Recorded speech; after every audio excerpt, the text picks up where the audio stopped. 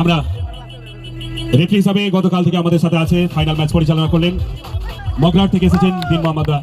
সর্বপ্রথম দিন মোহাম্মদের হাতে প্রাইজ তুলে দেওয়ার জন্য, ক্ষুদ্র উপহার তুলে দেওয়ার জন্য আমরা অনুরোধ করছি রাজেশ এবং ইমতিয়াজ। রাজেশ এবং ইমতিয়াজ দুজন চলে এসো। রাজেশ এবং ইমতিয়াজ।